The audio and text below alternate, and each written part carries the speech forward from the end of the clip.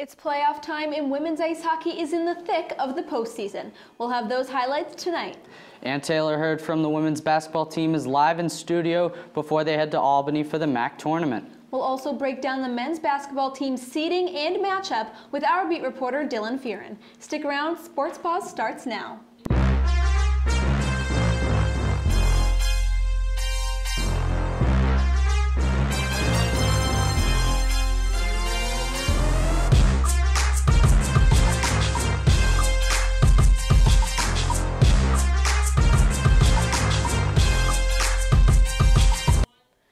Hello everyone and welcome to Sports Paws. I'm Sierra Goodwill. And I'm Mike Dalton. So Sierra, the Quinnipiac women's ice hockey team took the long bus ride up to Canton, New York to face St. Lawrence in the ECAC hockey quarterfinals. Let's take a look at what happened in game one between these two foes. The Bobcats were looking to get off to their usual fast start, but the Saints gave Quinnipiac a taste of their own medicine. In the first period, Abby Ives makes the initial save, but Skylar Podvey fires a slap shot that ends up in the back of the net. Saints score 44 seconds into the game. Later in the first, Rachel Smith leaves the puck for Justine Reyes. Bobcats block the shot, but Reyes is able to get her own rebound and tap it home. Saints extend their lead to 2 as the Bobcats find themselves in a hole early. Nothing to write home about in the second period, so on to the third. Puck squirts out in front of Melissa Samoskevich, puts it by Grace Harrison, and just like that, the Bobcats have new life. However, 7 minutes later, the Saints respond. This time, Kayla Nielsen puts it through the 5-hole of Abby Ives that would do it for the game. So now it's win or go home for the Bobcats. Things not looking good for Quinnipiac, but it's not over until the Fat Lady sings. Heading right into game 2 of that series, like you said, Mike. Quinnipiac now fighting for its life. Let's head right into the second period. This is where all the action began. Quinnipiac on offense here. Finally, a shot ripped from inside the blue line. Shannon Sherpak credited with that one. QU leads 1-0. St. Lawrence here, though, is going to get the equalizer. Take a look at this shot from Hannah Miller. You'll see it again from a different point of view. You know it's good when it literally makes a splash. Abby Ives' Gatorade bottle never stood a chance. And St. Lawrence would get the go-ahead goal here. This time it's Justine Reyes off the nice feed. St. Lawrence wins it 2-1, and as time winds down, the emotions start to go through the Quinnipiac Bobcats' heads. The season is over for the women's team.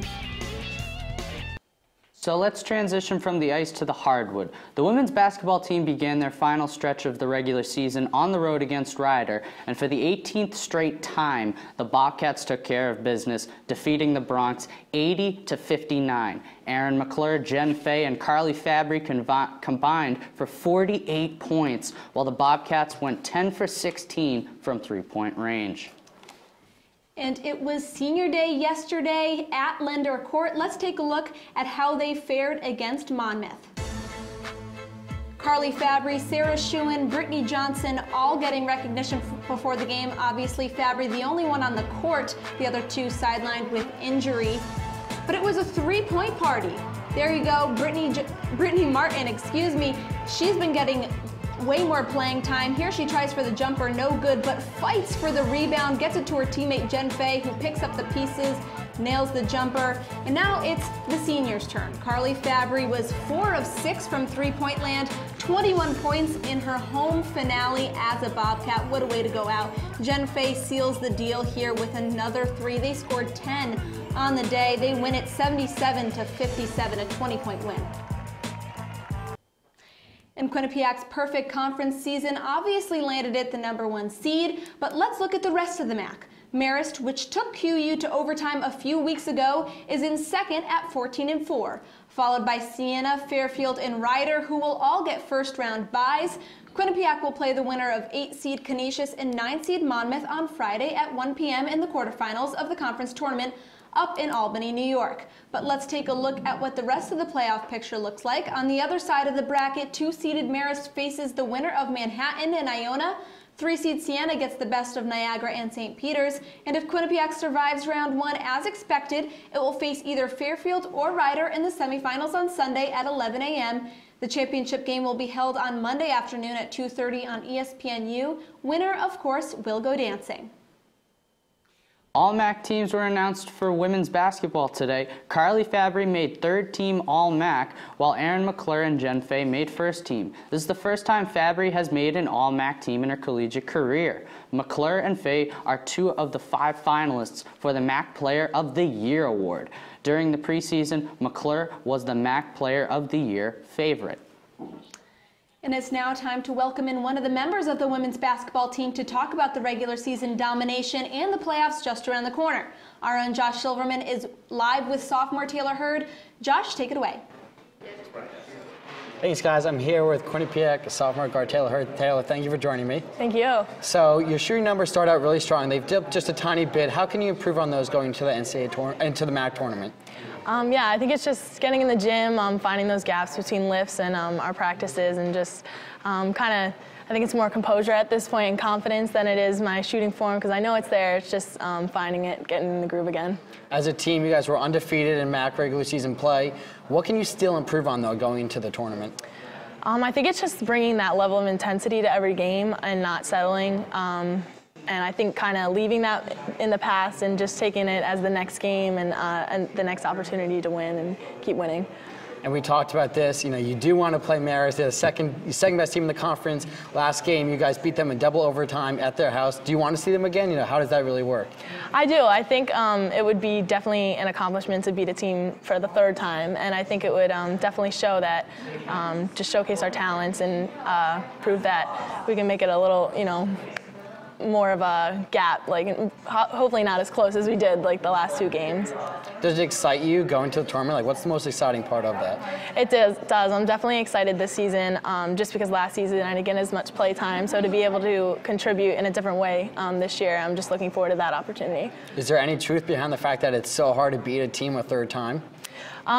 Yeah, I mean, I think there's definitely in the back of your head, you don't want the first loss to be against, you know, a Marist, but I think the fact that we did beat them 2 times in the past gives us that confidence to do it a 3rd time. Great. Thank you, Taylor, and back to you guys at the desk. Thank you. Thanks so much, Josh and Taylor. When we come back, we'll update you on all things men's basketball. How did the Bobcats do before heading to Albany?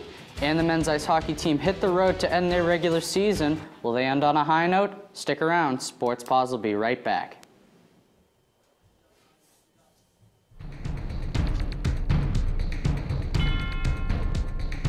Whether you're on the quad, in your room, or heading to class, tune in to Q30 News. For stories by student journalists you can trust. We are covering the latest here on campus and in surrounding areas. Get the news you need to know every Wednesday night.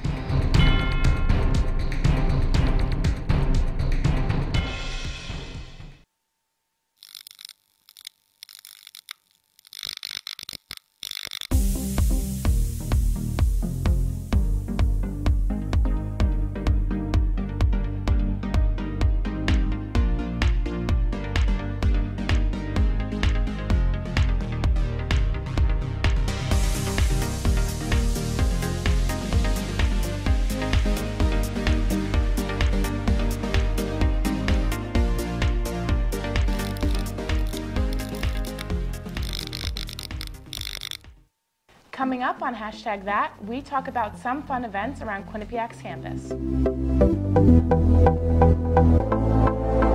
And we talk about some weird news that's been discussed around Twitter.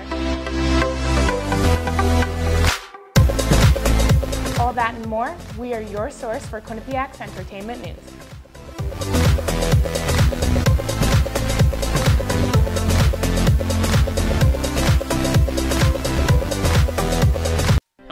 Tonight on Sandwich News, we will determine what makes a good sandwich and a bad sandwich. First, the standard sandwich.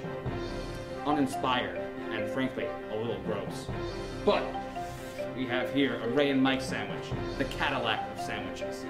And if you want one, well, come on down to Ray and Mike's at 3030 Whitney Ave, Hamden, Connecticut. Open every day from 6 a.m. to 10 p.m. Qcash is accepted. Now that's a sandwich.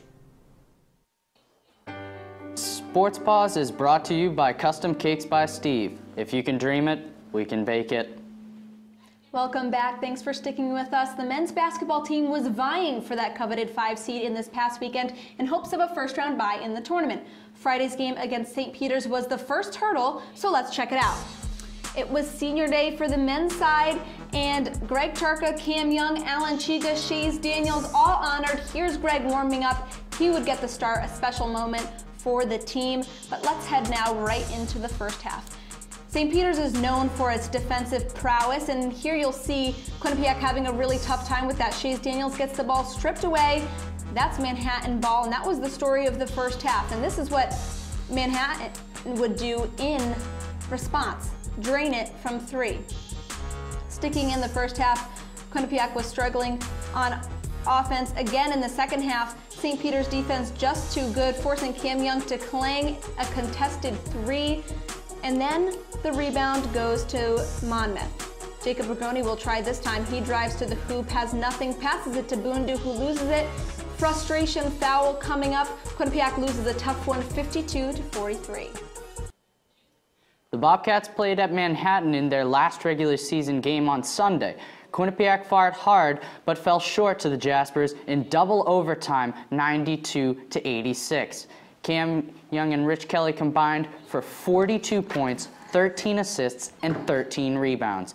The Bobcats will play Siena in the first round of the MAC tournament this Thursday at 7 p.m. in Albany. So let's take a look at the final MAC standings for the regular season.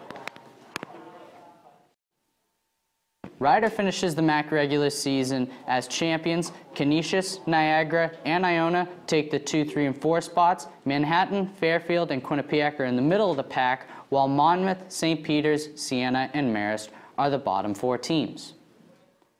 Now that the regular season is over, it's MAC basketball playoff time. Rider, Canisius, Niagara, Iona, and Manhattan receive first-round byes. All 6 remaining teams will play this Thursday at Albany, New York. Monmouth and St. Peter's will play in the first game at 5. The second game will be between Quinnipiac and Siena at 7, and Fairfield will wrap things up with Marist at 9. The All-MAC Awards came out for the men's basketball team as well. After playing a total of 8 minutes the year before, Cam Young earned All-MAC second-team honors. Young averaged over 20 points per game in conference play and led the team in points with 545. Rich Kelly has the second most points on the team with 306. And speaking of Rich Kelly, he was unanimously selected to the MAC All-Rookie team. Kelly led the team with 137 assists, which was good enough for 5th in the MAC.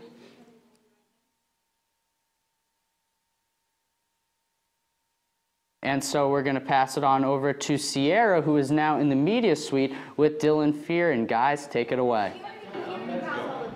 Little change of scenery. I'm now joined by Dylan Fearon out in the Piazza, men's basketball beat reporter. So let's talk about this playoff push a little more. Baker Dunleavy's first season as a head coach is over. No real improvements in records from last year, 10-20 overall, 7-11 in MAC. So did he really exceed expectations? I think so. I think he did it with a lot less talent than Tom Moore had. You got to look at it. Same record, 10 wins last year, 7 in league play, but last year, 20-game MAC schedule. This year, just 18. So we got the 7 league wins in a less amount of games. And he did it with a lot less talent, in my opinion. Tom Moore and had 5 better guards than Baker Dunleavy took in. I mean, we didn't know about Cam Young going into this year. So Mikey Dixon, Peter Kiss, those guys not in there. He didn't have the second best big man on the team last year, Donovan Smith. So I thought Baker Dunleavy did more with less. And yeah, the records are the same. But again, look at the 18-game MAC schedule compared to 20. You know, they're the 7th seed this year. They were the 8th seed last year. So I think he exceeded expectations just a little bit. We're going to have to see what happens against Siena. If they beat Siena, then by far exceeded expectations going into the year. If they lose, probably met them. So we'll see what happens Thursday night. So let's talk about that Siena game. It's their first game in the conference tournament Thursday at 7 o'clock. Siena, of course, the host team at the Times Union Center. So what do you think of this matchup? Well, It's a little unlucky that, of course, Quinnipiac gets picked to play against the team that hosts the tournament, and especially since Quinnipiac is the 7th seed playing a lower seed. But, you know, a little unlucky, but you have to deal with that and roll with the punches. Siena's an inexperienced team. They have a couple solid players. Evan Fisher's a capable shooter from the outside, can post up. He's a really smart basketball player. And Prince Oduro is an all-MAC selection this year. He's a freshman big man. He's really solid. The thing is, though, that Quinnipiac has already beaten Siena twice, and we've talked about this already, how hard it is to beat a team 3 times in 1 year. Right. Quinnipiac won in Albany by 1, and then here in Hamden by 6. So they've won 2 close games against the Saints. Can they win a 3rd time? It's going to be hard. And this team has played in way too many close games for these poor fans' hearts to handle. They've lost 3 double overtime games in the past month. So realistically, how far can they go? I think winning 1 game is realistic. If they do beat Siena on their home floor, then they have to play Canisius, the 2 seed who won a share of the regular season championship a couple of days ago. So asking Quinnipiac to win 2 games and beat a team like Canisius that just won and tied for the regular season championship, that's a lot to ask out of an inexperienced team with a freshman point guard. Winning 1 game, I think, is fair to ask, but winning 2, not so much. Well, thanks for the insight, Dylan. We'll have fun in Albany. We'll update the viewers on what actually happens, but for now, we'll send it back into the studio to you, Mike.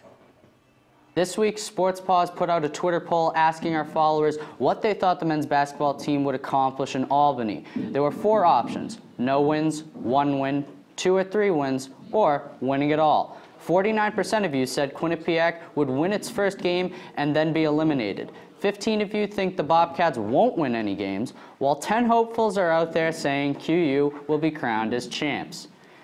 So let's head back to the ice once more. The Quinnipiac men's ice hockey team defeated St. Lawrence up in North Country in their second-to-last game of the regular season. After being down 2-1 through 2 periods, the Bobcats were able to make a comeback. Chase Prisky scored on the power play to tie things at 2 apiece, and Nick Germain, who also scored the first goal, was able to get the game winner with 1:24 remaining in the game. Now we'll head into the next game of the weekend when men's ice hockey faced off against Clarkson. Quinnipiac comes into the game after beating St. Lawrence 3-2, hoping to end its regular season on a high note. So let's jump into the first period. Tanner McMaster will find his teammate Kevin Duane in front of the net, and he gets it just by the Clarkson goalie to put Quinnipiac up 1-0. Heading into the second period, at this point the game is now tied 1-1. Nico Strum rips it by several Quinnipiac bodies, gives Clarkson the 2-1 lead, and they wouldn't look back from there. Second period continues, and Sheldon Rempal passes it to David Brousseau, and he scores a backhanded goal, adding to Clarkson's lead. The Bobcats, however, wouldn't go away without a fight. The freshman stud Odin Tufto will pass it to Chase Prisky. He scores the power play goal, his 9th of the year, to make it 3-2. But Clarkson adds a little insurance in the third period with the open netter to make it 4-2. Quinnipiac falls in its final game of the season. Tough loss there. Men's Ice Hockey Media Day was held this afternoon. Q30's own MJ Baird had some time to catch up with Rand Pecknold and several players to talk playoffs. Here's what they had to say. I'm so flustered. You know, they got a really good hockey team. Their goalies are playing well. They compete hard. They play at pace. They do a lot of similar ways that how we want to play, and should be a good series. We weren't too pleased with how we played against Yale last time, and we know we're looking for some redemption, and we're pretty excited to get going on Friday night. Yeah, definitely. We never wanted that to happen, so we kind of hoped to, we hoped that we would get another shot at them, and now we do. So, we gotta flip that. I think puck management is probably our biggest thing for Friday night. We need to make sure we protect the puck well and do a good job with that. In terms of what we've been good at lately, our power play has been excellent. I don't have an exact number for you, but I think it's like close to 25% since Christmas. So we were struggling early in the year. And I think, when you realize it's playoffs, everyone's 0-0, and it's a new season, and although I've had a good season, and in some points I wish I would have had a better season in certain areas, but that's just with being a freshman and being new and just transitioning to the college level. I think it's just the atmosphere. I mean, whoever doesn't love playoff hockey is just not a competitor in my book. So there's nothing like getting on the ice and playoff hockey and just trying to be that difference maker out there. It's playoffs. We're undefeated right now, so we got to start new. It's the third season, So I always split the year up into 3 parts, and this is the 3rd season, and we can eradicate a lot of the issues that we had this year with a good run in the playoffs. So hopefully we can do that. The ECAC men's hockey standings are now all set, so let's take a look. Cornell sits at #1 in the conference. The Big Red are also #2 in the country. At #2 is Union, followed by Clarkson, who are both in the USCHO.com top 20. An unusual sight is Quinnipiac way down there at #9. The Bobcats will take on the #8 Yale Bulldogs in the quarterfinals in New Haven on Friday. Quinnipiac fans get more rivalry hockey to be excited about.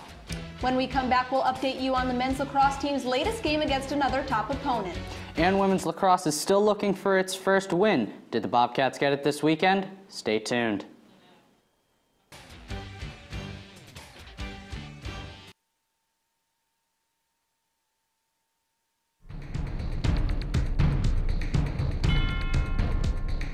Whether you're on the quad, in your room, or heading to class, tune in to Q30 News. For stories by student journalists you can trust. We are covering the latest here on campus and in surrounding areas. Get the news you need to know every Wednesday night.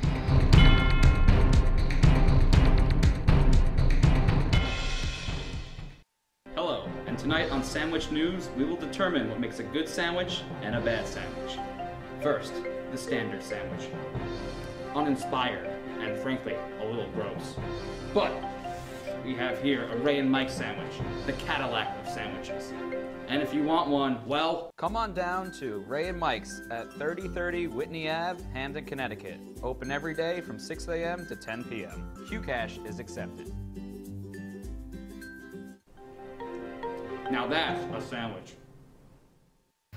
Welcome to the WQAQ Morning Show. Dan Ball and Emma Spagnolo joining you here from the QAQ studios in Hamden. And Emma, it is that time of year again.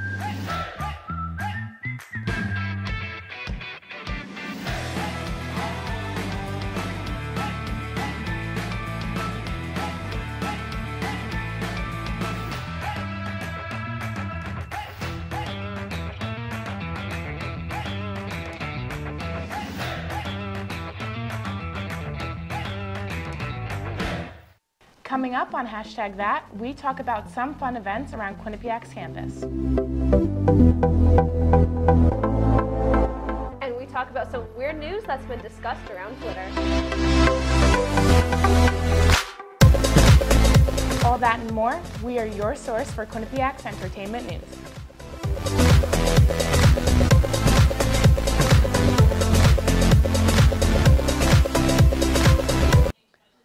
Now for a few words from our sponsor. Sports Paws is brought to you by Custom Cakes by Steve. If you can dream it, we can bake it.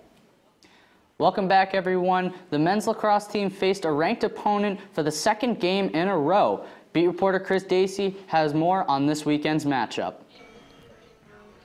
After defeating one top 25 opponent last week, the Bobcats welcome another one to Hamden. This time, it was the University of Vermont.